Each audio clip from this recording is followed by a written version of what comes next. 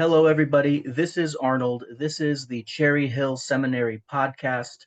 Cherry Hill Seminary serves pagan and nature-based communities by providing high-quality education, allowing students to succeed academically and lead spiritually. My guest on the show today is Reverend Usha Dhar. Um, Usha, why don't you go ahead and introduce yourself to the audience? This is the Cherry Hill podcast, so I'm sure everybody's curious about your background in paganism and nature-based spirituality. So thank you for being on the show, and please take it away. Well, first of all, I want to thank you so much for having me here. I love Cherry Hill. I love my experience there, and I'm grateful to have the chance to talk to you today and to talk a bit about the seminary because it's a wonderful place. And a bit about me, I'm a mom first and foremost. As you know, I'm a hobby farmer. My work the past a little bit more than 30 years has been in community services. I'm the founder of a small children's charity that focuses on literacy here in Canada, both locally in Ottawa and nationally. And in my second half of life, which I've more than entered, I'm focusing a bit more on matters spiritual, which is what led me to Cherry Hill. I'm launching a spirit-centered life coaching business because of my community ministry certificate at Cherry Hill. That the studies that I did with you were recognized by the Canadian International Metaphysical Ministry. So I'm ordained here in Ontario. So excited to be. I've been had a couple of experiences as an officiant of late, and I'm excited to do more of that and focus on that work in ministry more and more. And yeah, I wrote a book called Becoming Medea, and so that's sort of what I'm doing in a nutshell these days. Awesome. Thank you so much. Yeah, let's dive right in. I would like to ask you a little bit about your experiences with the with obtaining the community ministry certificate. Why don't you go ahead and kind of give the audience a little overview of what someone attending that program would experience or what you experienced as a result of that program? So I began my studies in spirituality at a small, wonderful interfaith seminary here in Canada, and unfortunately I did my certificate in applied spiritual counseling with the Open International Interfaith Ministry, which runs out of Prince Edward Island, and they unfortunately discontinued their community ministry course during the pandemic, and I was eagerly seeking an opportunity to further my studies in that area and came across Cherry Hill Seminary and the philosophy at Cherry Hill was very much similar to mine spiritually, very accepting and very open and embracing of many traditions. And um, I think that I would say that it was a wonderful experience, not only in delving into the beauty and mystery and passion and romance of so many of the world's ancient traditions because they're mystical and powerful, but it was also just without question the best educational experience I've had in my life in terms of practicalities, in terms of um, supporting future spiritual leaders and developing the skills that they need that are very practical around community service, around supporting people as they go through various transitions and struggles in life, and then all the details of just developing policy and best practices. So it was a wonderful combination of practical and just beautiful aesthetic philosophical experience and um, something that I've told many people about Cherry Hill Seminary is that there wasn't a word wasted. There wasn't a single word that I read in the many volumes of reading that we had to that we were exposed to and had to read through. There wasn't a word wasted in an assignment. There wasn't a word wasted in an exam. You know, it was just so thoughtfully created as a program, and I left feeling extremely prepared to be able to serve my community. Oh, that's wonderful. Yeah, I know for sure that um, the academic training that Cherry Hill provides is very practical. That is one common thread I keep connecting with all the people I talk to. And so, how was that? Because you do have a very busy life. How was that earning the certificate? With while juggling your professional life, your home life. Was it achievable? I mean, obviously it was, but how was that experience? Sometimes insomnia works in your to your advantage. Mhm. Yeah, it was a lot. I have to say that our fantastic executive director Holly at Cherry Hill was just the most. Uh, I often say that she's everything you want to be when you grow up. Holly was just such a compassionate, elegant, graceful mentor and an example of everything anybody would want to be in community service and in ministry. And she was just very supportive of supporting me with establishing a pace that was effective and that got everything done and on time, but that had some flexibility. And I luckily I have very understanding children and very understanding family, and um, somehow was able to get it done. I find that, if you don't spend too much time on technology and doom scrolling and away from screens, there's so many more hours in the day than we think there are. I feel like, we say this so often in our culture these days that with all of these modern conveniences, we've never had less time. So sometimes Mm. I don't know how convenient these modern conveniences are. So yeah, I don't know. In answer to your question, magic, I guess. It got done. I think, the series Bewitched that I grew up with Samantha wiggling her nose and everything just happening at Mach speeds. I guess maybe there was some of that going on. I'm not sure, but it as you said, it got done. Right, very good. Okay, well, I'm glad you're on the other side of it now. Um, and how has it been applying what you have learned to your professional life? So let's talk about a little bit, or let's talk a little about uh, your business, how paganism or especially community involvement has kind of helped you in your professional life, and what that looks like today. I mean, I think my spirituality in general has always been a motivating force in what my work has entailed, whether it's in community services. I grew up in an interfaith household. I think you did too, if I'm not mistaken. And but the common threads were very much around compassion and love and kindness and service. So my dad was Hindu. My mom was Catholic, and on her dad's side, and my dad is South Asian. My mom was French Canadian and Georgian, and my mother's mother. It certainly was never called paganism. I think that the term that she used to refer to my grandmother's spirituality was something like the old ways, from Georgia. By Georgia, I mean, Eastern Europe, West Asia, Georgia. Mm. And so I grew up with an extraordinarily diverse sense of spirituality, and that my parents' community was also incredibly diverse. My mother worked at the UN for many, many years, so her friends were from all over the world. So spirituality was always a constant, very beautiful, magical current in my household when I was growing up, and part of that was around community service. And that I always get the line wrong, but the Spider-Man Peter Parker, I can't remember exactly. What is it? You know what it is. The with great With great power, comes great responsibility. right? Yeah.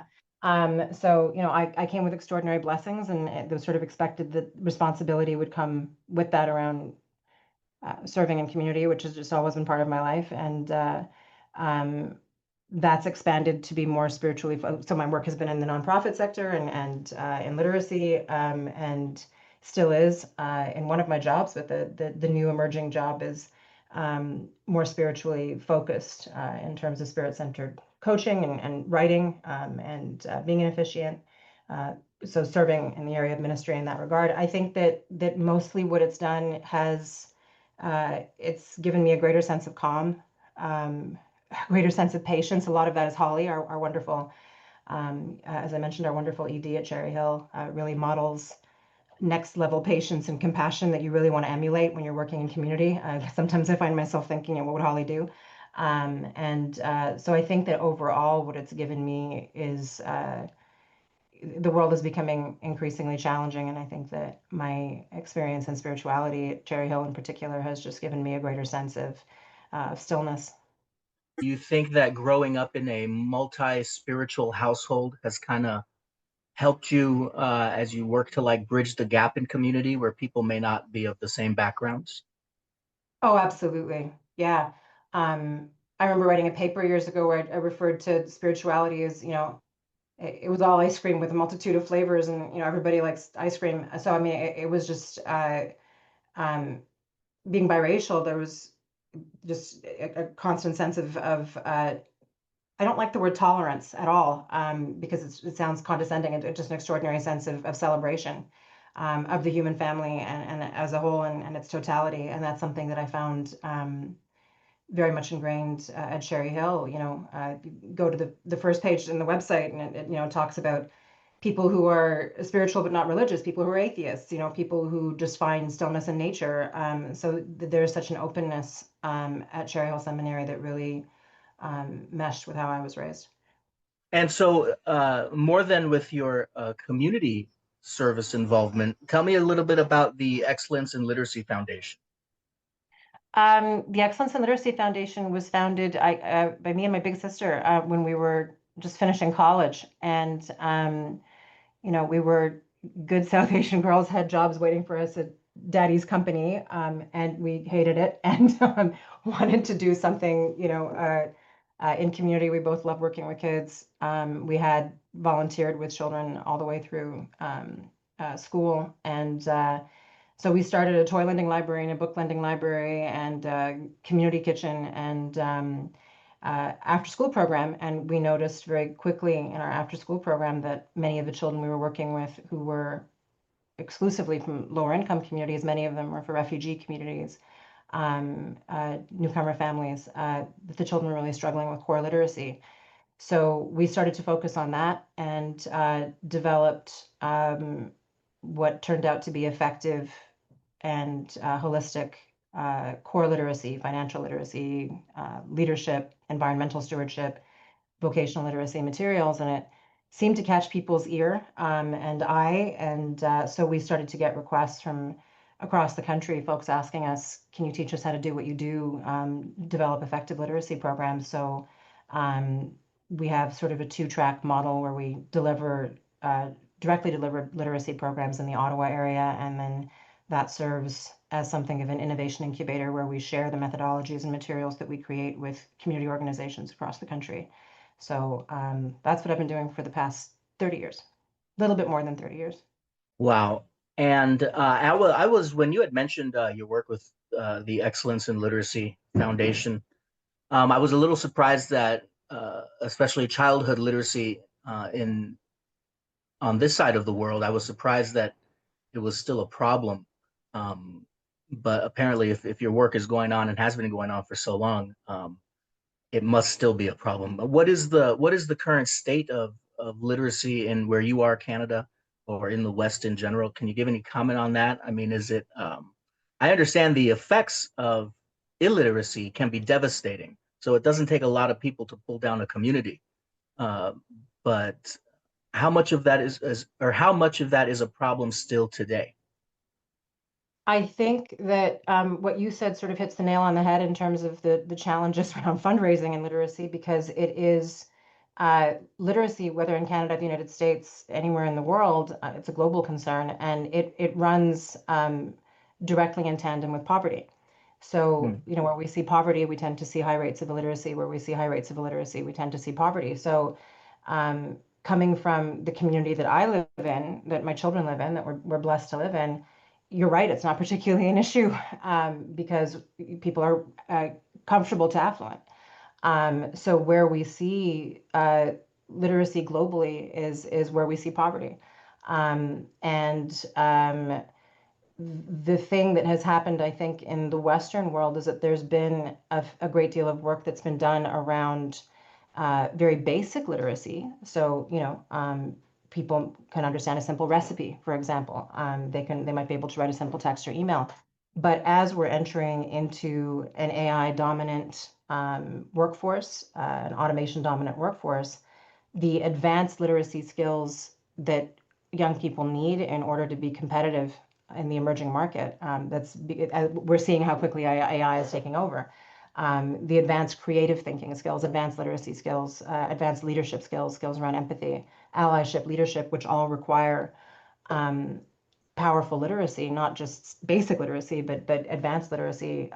We're lagging, and we see significant portions of our population, approaching 40% that need to be reskilled essentially in the next,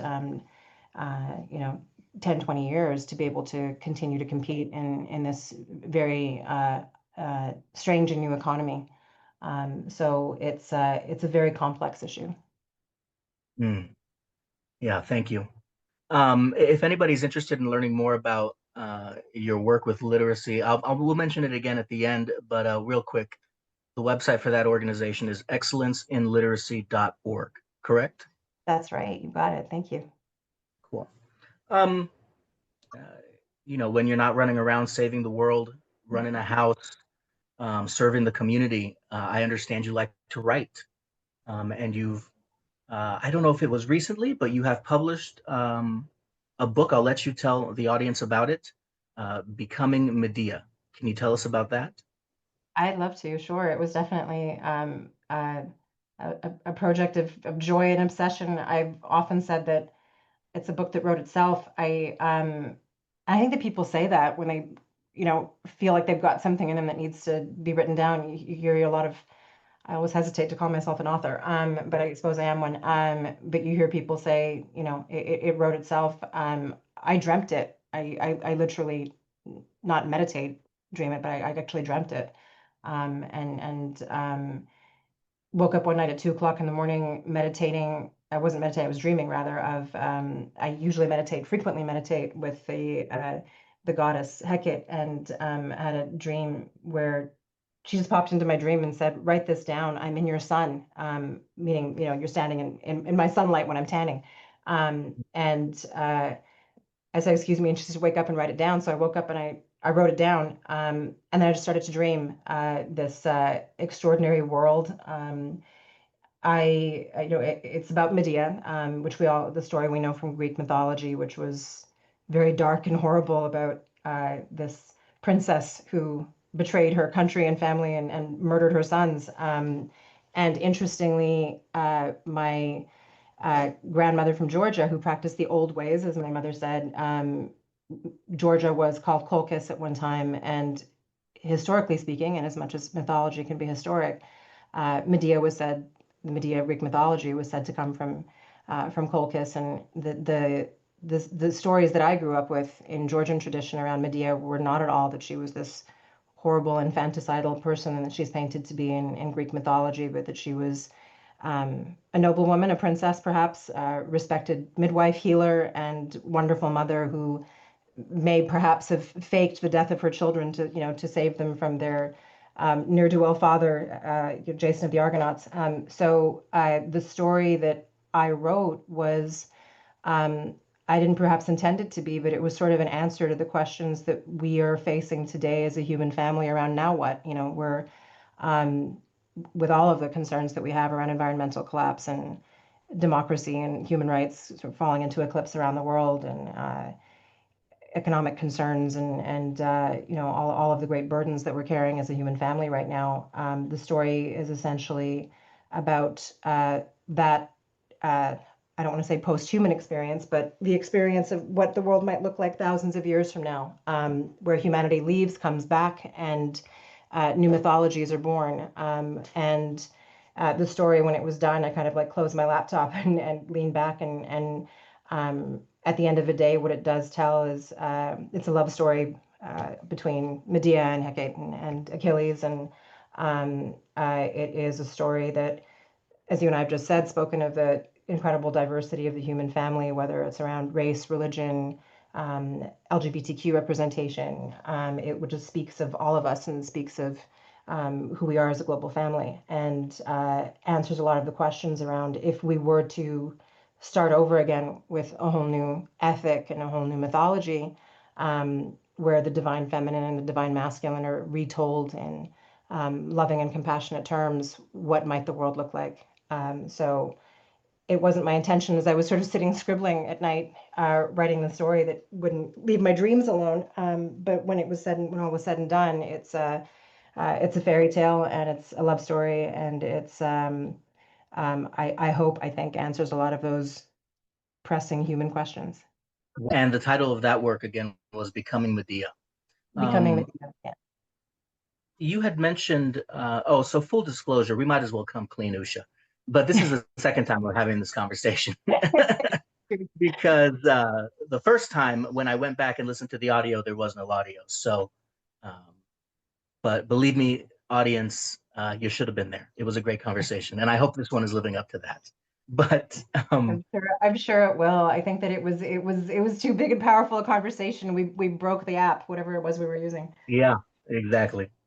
But you had mentioned in our previous talk about a course that you were coming up with um, for your coaching business, and if I remember correctly, there was a bit of a tie-in with I guess some of the lessons that you wish we could learn.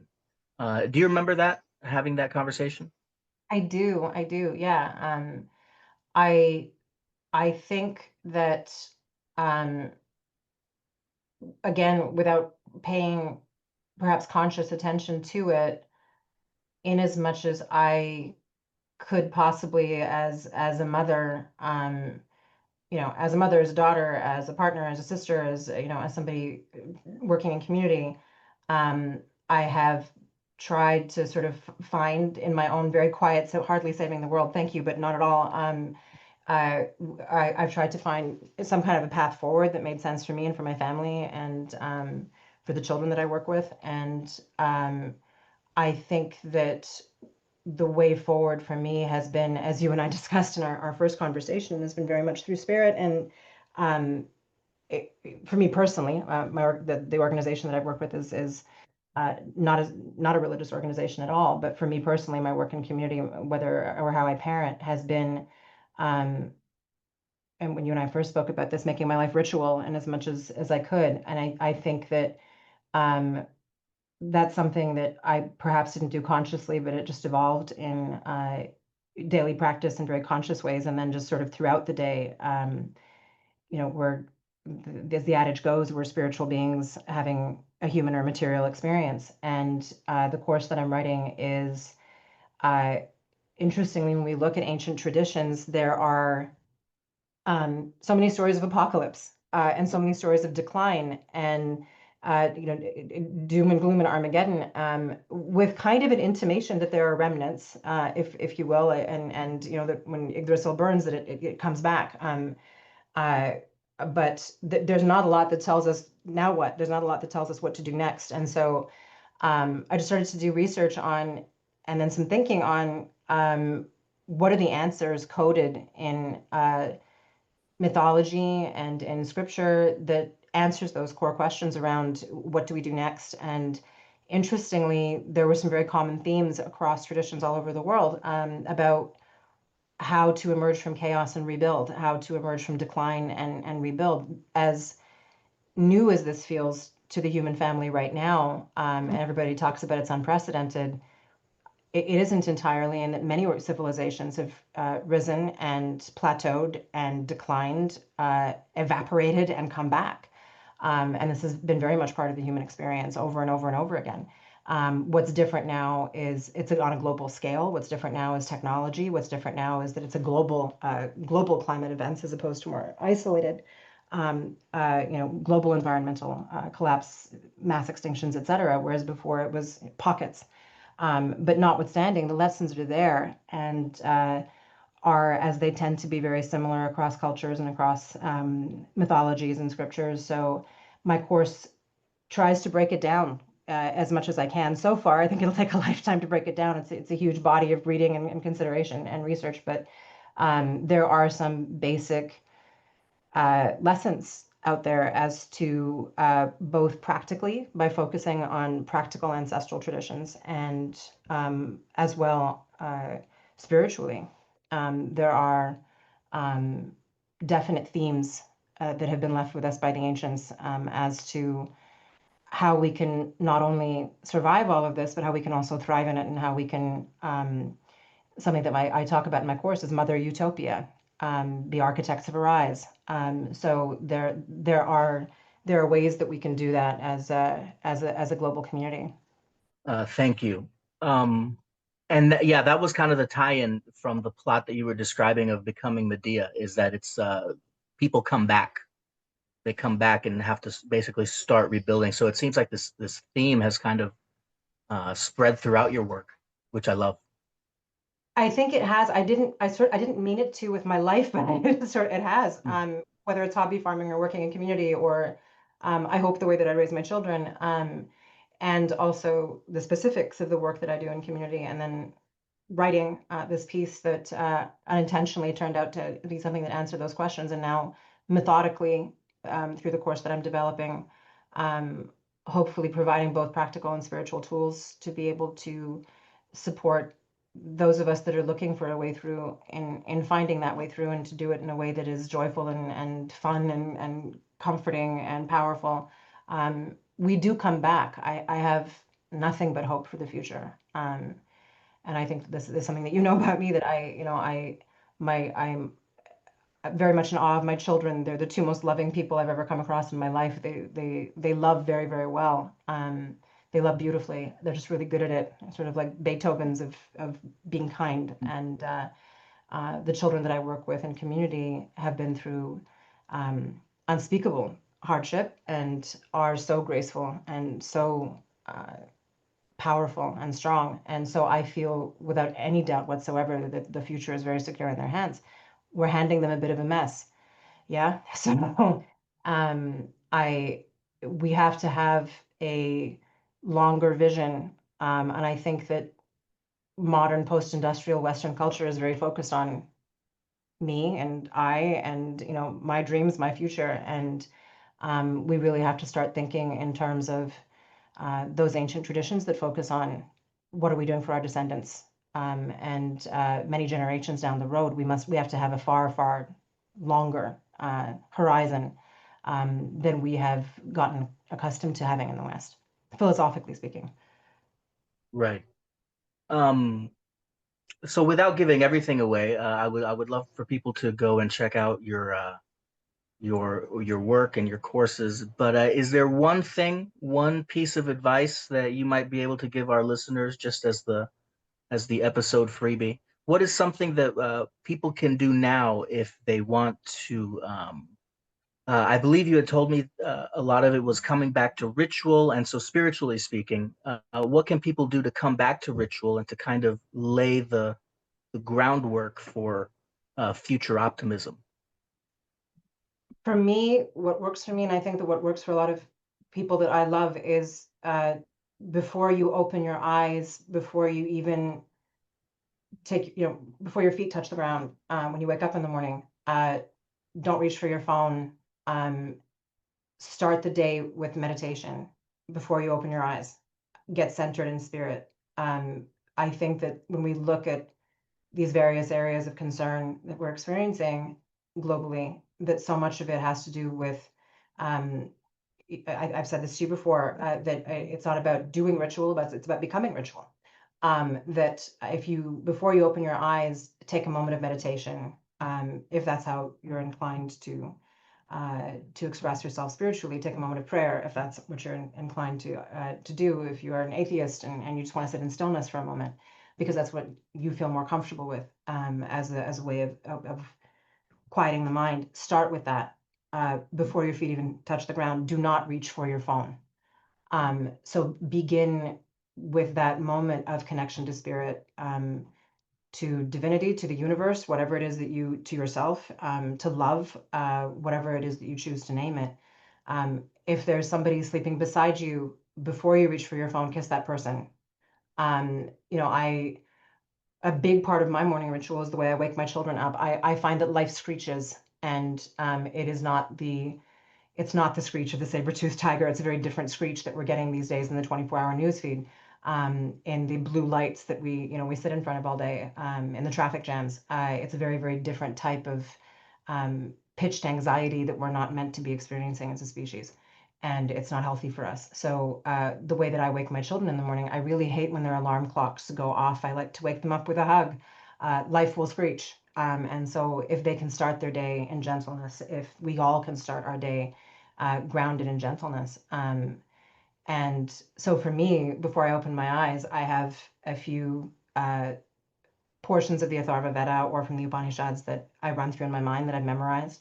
It can be the rosary. It can be, it can be just centering in your heart, whatever it might be that works for you. And then if you can carry that through your day, it very easily becomes things like saying thanks for the food that you eat in your mind quickly or out loud before you eat it. And if you don't feel comfortable thanking God or the divine for it, you can thank you can thank the wheat plant, you can thank the cow. We all owe gratitude to the things that grew for us so that we can be sustained. And then it becomes that moment of gentleness with the people around you or the pets around you or just with yourself if you live on your own, become transferred to all of our interactions, a moment of kindness with the cashier at the grocery store, a smile at somebody when you're crossing the street. When you start in that place of spirituality, as opposed to doing ritual, your life becomes more ritual. And I think that when we center in spirit, it becomes much easier to make decisions that are environmentally sound, make decisions that are sound when it comes to human rights, make decisions that are compassionate, proportionate, even tempered when it comes to our personal relationships. We've become terribly reactive, as a culture. When you were speaking about, it's surprising that there are concerns around literacy in wealthy countries like Canada. Something that I will often tell people to do is if you're on Instagram or Facebook or whatever, look at a post that might be slightly controversial, and I don't mean terribly controversial because people will argue about anything, and just flip to the comment section and take a moment to read them. First of all, looking at the literacy of those comments, and then second of all, looking at the reactiveness. And I think that we have become, whether as countries with other countries, whether as economies with other economies, whether as family members, friends, we have developed an inclination towards disproportionate reactive behavior. We see this at the macro level and at the micro level. And I think that if you take that moment to start your day deeply centered in spirit, please don't touch technology before you center in spirit. Your day will unfold more gently, more thoughtfully, probably more compassionately. Throughout the day, it's so important to just do what we intuitively know feels right. It doesn't it doesn't feel right when you're sitting in a restaurant with your family to look up and see everybody on their phones instead of talking to each other. And we all see this. We've done it, many of us. You go into a restaurant and you see, two parents, two kids, and everybody's on their phones. Nobody's talking to each other. It doesn't feel good. It doesn't feel good to eat super hyper processed foods. We know it just doesn't feel good in our bodies. We know it doesn't feel good. It's not good for the environment. It's not good for us. It's often more expensive. Sometimes it isn't more expensive, and obviously food deserts and food insecurity is a whole other issue. So I'm saying some of these things from a position of privilege, and I'm aware of that. But whenever we can, however we can, to take those moments to center ourselves within a deeper heartbeat and a deeper human connection as opposed to technology, and to center in that concept of we are energetic beings having a human experience. I am not in favor of the dissolution of technology or of science. I love my phone. It's very useful. I'm speaking to you right now on my computer. GPS is immensely helpful. My life has been saved, and the lives of many people that I love have been saved by advancements in modern medicine. So these are all wonderful things. Quantum physics is teaching what you and I have discussed today, for a half an hour now, about the extraordinary power of the observer and of consciousness, and that we exist as waves of possibility that only become matter and particle when consciousness is engaged. So People say quantum physics is proving religion. I think more religion has proven quantum physics. These have been global truths for millennia in our ancient traditions.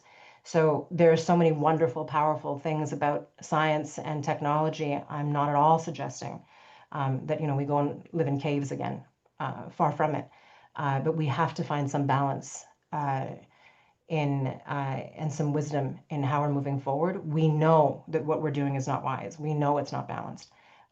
So when we center in ritual, we notice those moments of imbalance. Where somebody that we love wants to speak to us, but we're looking at our phone and we ignore them. Where we know those moments are happening. We know that they don't sit well. So it's about making those gradual shifts towards being spirit centered. And when you do that, you start to do things that sit well. And I think that when they sit well, they're more likely to be good for us, good for the world, good for each other, good for this extraordinary planet. Sorry, that was rambling. No, that was great. Thank you. Um, no, I totally understand what you're saying, and I've seen it too with what I perceive to be this need among modern people to get back to ritual and to reincorporate ritual into their lives. I write on a topic, basically like folk Catholicism, really generally. But one thing that people seem to always ask me is like, how well, what is it that they say actually? How can I go deeper? How can I go further? And especially when Mm, you're looking at like pagan traditions or nature-based traditions, there is no long history to reference. And many times that's what people are trying to get away from is the problems with the history by the big boys, the Abrahamic religion specifically. mm, Um, and so, but then because there's no history, a lot of people I think kind of flounder sometimes, and they want spirituality or they want ritual in their lives, but then they get a notification on their phone and it just sidetracks them for the next 3 hours. You know, they get sucked into a rabbit hole they didn't plan on. Um, yeah. but there is definitely that need to reincorporate and to recenter, I guess is a good way that you put it. Yeah, I mean, we all get sucked into the notifications on our phone, but there's that thing that most people's grandmothers tell us that it's a bit cliche, but if it doesn't matter in 3 months, 5 months, 5 years, don't fret, right? So many of these things that sidetrack us and capture our attention, we're a little bit like magpies looking at the shiny thing. Most of the things that I think back in the past 10 years, if I were to think of situations that were disturbing to me, ruffled my feathers, there might have been many of them. But when I really think back on how many of them really mattered, there were probably only a handful that really, really mattered. And those were catastrophic things around, mourning, loss, health. So I'm not talking about those things. But many of those day-to-day irritations are our attention is very, very easily captured by the little shiny things that go ping, right? And again, that when you are centered in that sense of spirit, there is less of an inclination to be aggravated. There's more of a sense of proportion, I think. I I think our ancient traditions are just that. They're ancient. Our nature traditions, so many of them go back millennia. Oral traditions were strong, right? And I think that that's what it is that so much was not written, but is so ancient and so intuitive. And thankfully, we do have writers out there that are capturing some of that those ancient beauties. But I think it is there to be found if we look for it. And um, it's so intuitive. It's very much the voice within. And I don't know how much of it needs to be researched per se or found in scripture. So many of these things are very deep, intuitive things that we know. And we disregard it because of, whatever bright, shiny thing beeps at us in that moment that captures our attention. So I think that the ancient traditions, the nature traditions, certainly have their mythologies, they have their legends, they have um, they're practices that are passed down from, generation to generation to generation. So there's a great richness there. But we just have to find it in different ways than we find the Judeo-Christian Islamic traditions that are better documented, if you will, than the ancient traditions. It's not that it's not there, it's just a little bit more difficult to dig for. We have to look for the bards and the storytellers and the people who've written down those stories at their great grandmother's feet. And it takes a little bit more digging. It's not scriptural per se, but it's very beautiful. And I think a lot of it is out there. And so how is rural life treating you? I understand you're a hobby farmer, so you live on a piece of land, I imagine. How rural are you? We're pretty rural. We're very it's a large acreage that we have, or we're blessed to have. And it's very rural, but in our neck of the woods, we're about 20 minutes from the nearest town, which is ideal. And yeah, it's a lot of fruits, vegetables, very badly behaved chickens. I've got a horse and a donkey and dogs and a cat and children, and it's just sort of it's chaotic. It's joyful chaos. The last time you and I spoke, we were literally canning tomatoes and making hot sauce. I think in the kitchen, the walls of my window in my office was getting steamy from the pressure canner. So rural life is wonderful. It's very magical and it's very real and it's very physically demanding, but spiritually it feeds you like crazy. Like it just, it feeds the heart. It's quite lovely. And I'm curious because some listening might say, well, that's probably why it's so easy for you to find centers because you live in such a beautiful place. What would you say to someone fighting with the hustle and bustle of the city from day to day, looking for that self-centering, looking for those that incorporation of ritual? I live a rural life now, but my upbringing was in New Delhi and in Montreal, so very, very much metropolis, very city based upbringing. And I think that my core spirituality, my core foundation and spirit happened in those very urban, very, very urban, a few things more urban than Montreal and New Delhi, in those very urban centers. So, um, you know, but some of my very first spiritual experiences were just backyard in, center of Delhi experiences um, with a beautiful mango tree and the creatures that lived in the mango tree. Um, so I think that when you live in the city, my spiritual foundation was urban. I think that those natural spaces become even more precious and they become diamonds in an urban setting. So if you find a big maple tree or big oak tree in your local park, it becomes all the more precious.